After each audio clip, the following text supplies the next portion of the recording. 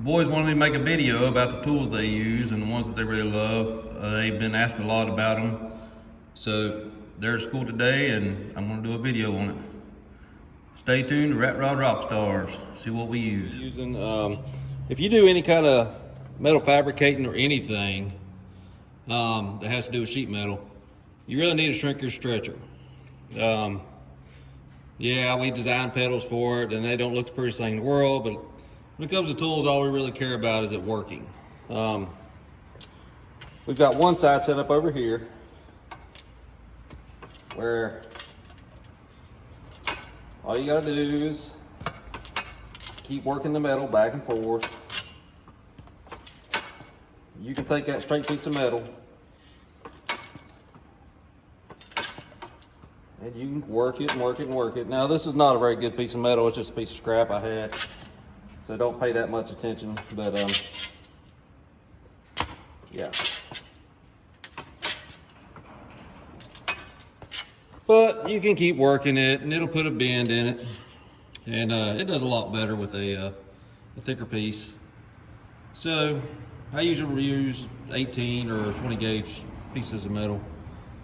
Sometimes we'll go down to 16, but yeah, and on the other side you can see it'll curve it back the other way.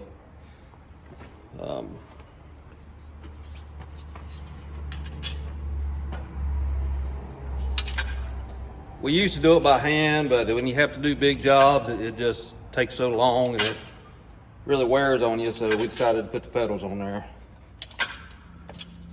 But as you can see, it makes a nice curve to it. If you're doing any kind of door jams or anything like that, you really need to invest in one of these. It just works out really good. One of our other favorite tools to use is our bead roller. We've got ends that are shear ends that can go on there that will cut metal, and then we have ones that will make round design or the dimple design. It's absolutely one of our favorite tools. The boys love using it, and that's how they do a lot of their patterns, spider webs, and the cowboy hats, and the guns and stuff on the rat rod. And it's just one of those things that if you're going to do any kind of rat rod building, you really need to have a set of these. Now this is a modification that we have made to our bead roller. If you watch Rat Rod Bob's video, he talks about it, and he made a wheel to go on into his that makes it a lot easier. We chose to take a little bit easier route. We have a tube bender that comes from Harbor Freight. We don't use it very often at all, so what we did was we took the wheel off of it, because it comes with one, and then we took the shaft that goes up on this spindle here, and we cut the handle off of it, and then we just welded it around so that whenever we need a round wheel, we can just swap it back and forth to whichever one we're using. It does a really good job, makes it a lot easier to handle. Just in case y'all wanted to see it work, this is how it works.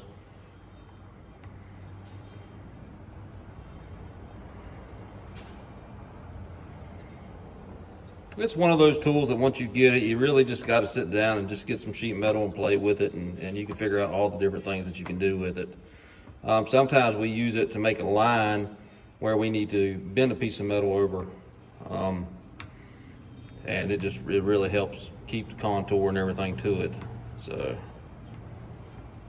I'll tell you one more thing that we use the bead roller for also, and that is to flare out exhaust pipe sometimes.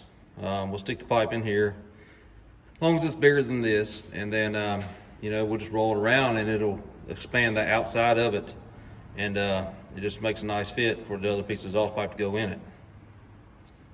The next tool we really like is the plenishing hammer. If you don't have one of these and you make body panels, then I would suggest getting one. You don't have to have one, but if you really sit down and you really start playing with it, it makes life a lot easier. All these things I'm showing you, they're not that expensive. Actually, the shrinker and stretcher are the most expensive thing out of all of them. So, and I wouldn't recommend a Harbor Freight shrinker and stretcher. They're cheap, they don't last. if you're gonna get some from Eastwood or somewhere like that. The planishing hammer is one of those tools that, you know, you just get it and then you just try to figure out what you can do with it and then just play with it. And you can go on YouTube, there's all kinds of videos on it, but you'd be amazed with what all you can build with it. Now, of course, everybody needs a good bench grinder and a drill press. We've actually got a couple bench grinders and actually got a couple drill presses for different things. So that's one of those things that, you know, that's, if you have a shop doing anything, you really need those. If y'all are doing any kind of work on rat rods, cars, or whatever, I would highly recommend quit using Bondo. We use Bondo just a tiny bit every once in a while, but a friend of ours, Brian, that works at Napa, he recommended this stuff, and ever since he's recommended it, we love it. It's called all metal, you know, part of this is ripped off. You mix it up, it's got a hardener, you just follow the directions. Once you put it in place, I mean, you just can't beat it. I mean, you can drill it and tap it, and it will hold a bolt. So if you're doing any kind of body work or anything like that, and you're worried about Bondo or any of that coming out, just use this stuff. It's really, really good. A lot of times, like in these rat rods, we'll put them in dents, and then we'll engrave stitches in it. It goes for a really good finish. It's really neat. People really like it. So it's one of those things that I highly recommend. This is one of those areas that I was talking about when you use that all metal. This gas tank had a few dents in it through here. Apparently it had been dropped or something dropped on it. We went in, and instead of trying to beat the dents out, it's a rat rod bike. We just put that body filler in there, and then we add these stitches. And then we'll go back and we'll do our silver paint rub technique on top of it that we learned from Rat Rod Bob. If you want to learn that technique, all you have to do is go to his channel and check it out. It's really neat looking paint job. It makes it look like bare metal. But you can make things like this really stand out using that technique. Sorry, the tank's a little dusty. Another one of the tools that I was going to talk to y'all about is the power probe. My friend Jeremy, once again, he's over at that Bellhopper channel. He taught me in one of these years ago. Before that, I always was dead set on just meters, but this thing comes in really handy. And once you get one, I mean, it's all you'll ever use when it comes to a car. This one is a Snap-on brand. They make different brands out there that are just as good, but it has all kinds of different settings on it, including you can go DC. This one will actually do AC also, so like your power strokes, stuff like that, where the injectors go to AC. It's just got so many options. You can change how the switching is in it. You can change momentary switching, latch, pulse. I mean, there's just so many different things you can do with it.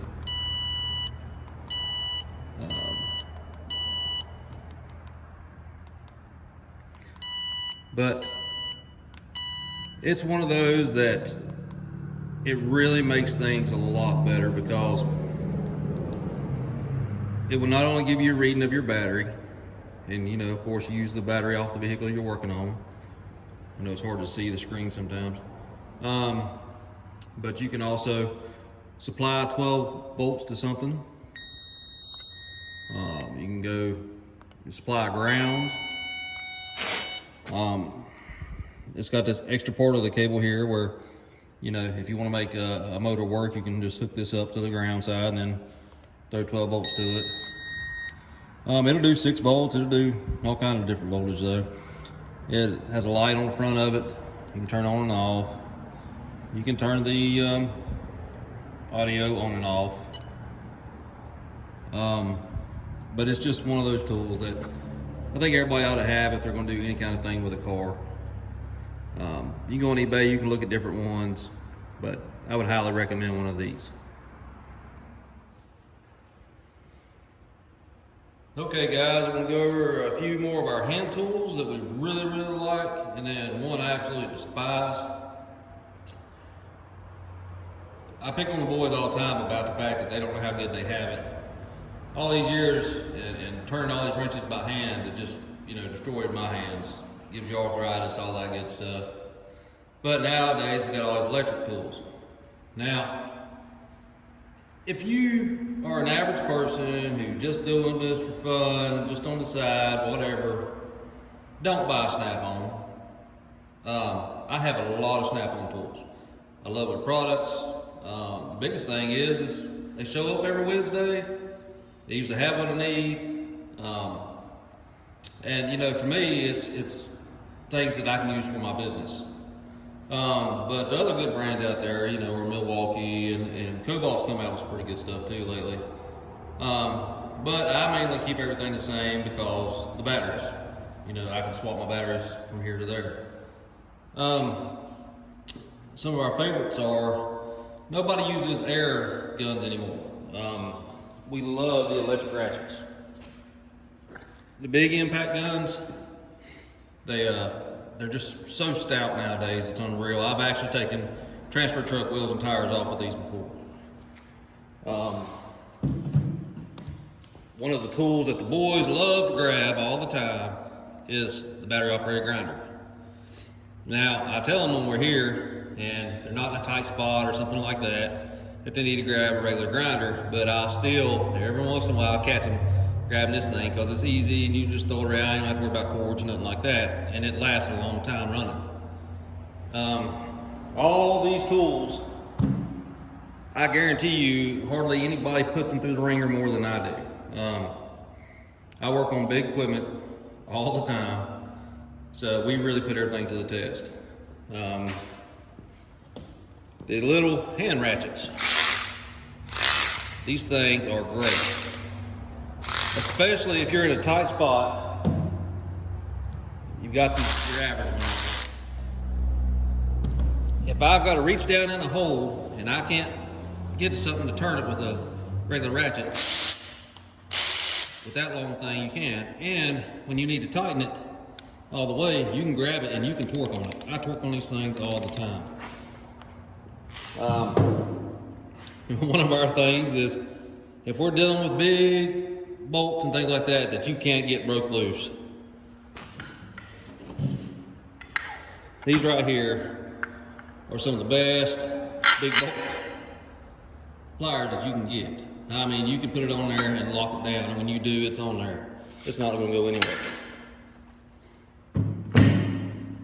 If you are your average, just got a garage beside your house and you like working on stuff every once in a while, these Nimpex pliers, people say them all kinds of different ways. We've always called them Nimpex. I can tell you right now, these are worth the money. You can get them in a set of 3 as a starter kit. I've got some that go from this size to way bigger, and even way smaller. These things will not let you down. Everybody I know comes to the shop, or anybody that owns big equipment, when they come here, they always ask, about the pliers, and they always end up ordering a set. They love them. Electric metal shear, Harbor Freight. It don't cost much, but it really helps when it comes down to, cutting sheet metal and things like that.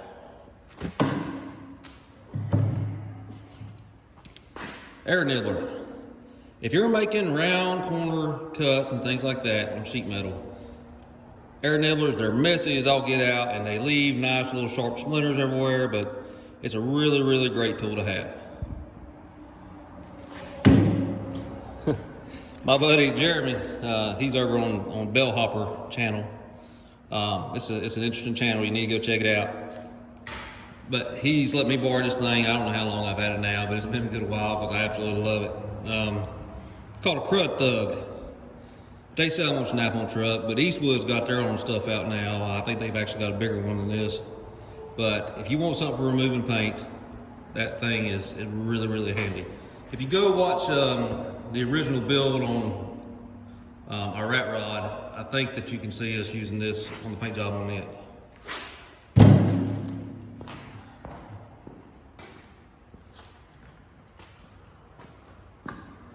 When it comes to voltage meters are expensive. Everybody knows this that plays with them. The only brand voltage meter I will use is Fluke. I was in a industry for 17 years where I dealt with a lot with electronics, things like that. I've dealt with a lot of different meters, and Fluke is the only one who has never lied to me. I trust them, and a lot of times when you're doing electricity, you gotta trust them with your life. They're just an all-around good meter.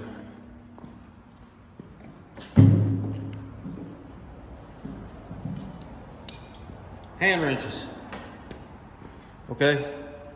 Get a set of ratcheting wrenches if you don't have a set. They make it so much better nowadays. This is just a gear wrench set, but a lot of times people got to pay attention to how many teeth this ratcheting head part has. This one is very, very, very fine tooth, but it's a very, very strong wrench. You can put a lot of torque to it. It makes a world of difference if you've got a fine tooth versus a coarse tooth on this ratcheting head part.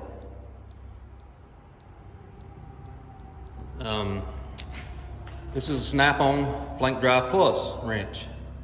Now when it comes to the Flank Drive Plus, I want y'all to think most of these hand tools and pliers and things I've had since I was 18. I'm 42 now. I had to replace one pair of pliers this year. My wrenches I've never replaced. The Flank Drive Plus are guaranteed to never bust your knuckle. It's a very true statement. It's the way that it's designed and the way that it grips the bolt. It doesn't grip it on the corners, it grips it in the middle. Even the box end part.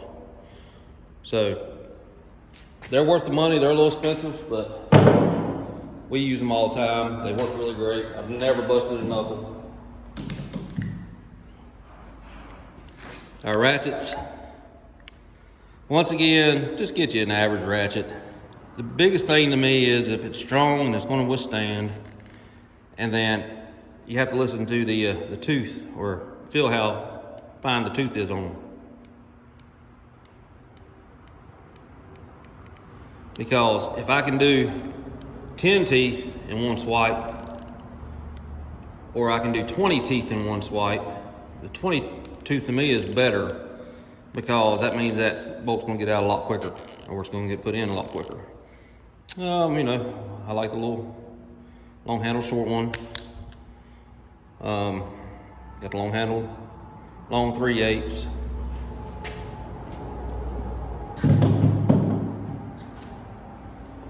If you're going to do rat rods, you need tape measures. Every time you go to the store and you just got a couple extra bucks, grab you another tape measure.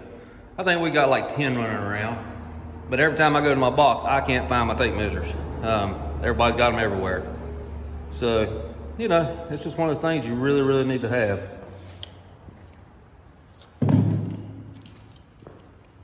Glasses. We buy them off eBay. We buy them by the box. The boys, I love them to death, but they are young. You know, they throw them around everywhere. They crunch them. They drop stuff on them. I go through these things like water. But you can get them. You can buy them in boxes, I think, for like 50 cents a piece or something like that. One of the boys' favorite tools is Thor. It's a sledgehammer that's been cut off. If you're doing this kind of stuff, you need a good quality hammer. You don't need one that's gonna bust up or splinter or send shards anywhere. But, I mean, it's just a good quality hammer, and we keep it around, use it all the time.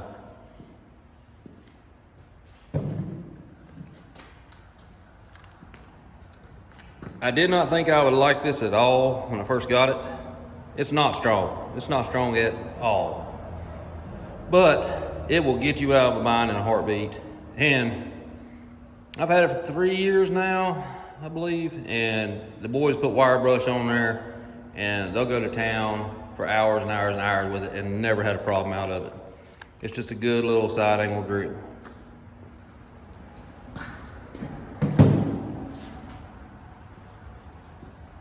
This is my most hated possession that I have tool-wise. This drill, me and the Snap-on man, this is a curse word for us. We don't talk about it much. I've had this drill for, well, I've had this style drill for about 3.5 years. I think he's replaced it 6 times. It will not take abuse. I don't know what it is about this drill, the design or what, but if you go being hard on this drill, it will burn and slam up every single time. It's one of those things that I have it just because the battery's the same thing. And the Snap-on man's been very cool about, getting it fixed for me every time, but I'm not a big fan of it at all. If I had to buy it again, I would not.